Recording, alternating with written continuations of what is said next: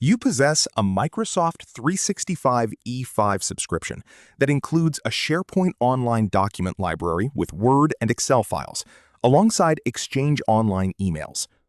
The SharePoint files contain credit card numbers, UK physical addresses, UK NHS numbers, and project titles like Project Tailspin, Project Contoso, and Project Falcon.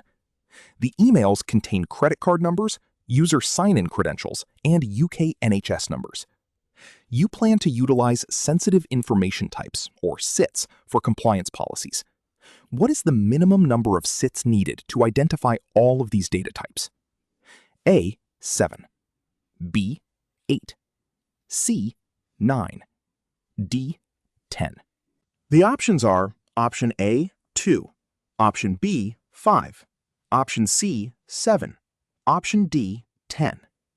We're looking at how sensitive information types work across Microsoft 365 workloads, like SharePoint and Exchange. The core concept involves identifying whether we need separate SITs for every single instance and location of data, or if built-in and custom SITs can be reused across different files, emails, and specific project names to achieve our compliance goals efficiently. In my view, the correct answer is option B, 5. To classify all the specified information types using the minimum number of sensitive information types, we can leverage built-in SITs and combine related custom items. Credit card numbers used in both SharePoint and Exchange require one built-in SIT. Physical addresses in the UK require one built-in SIT.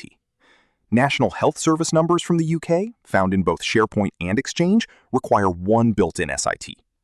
User sign-in credentials require one built-in SIT.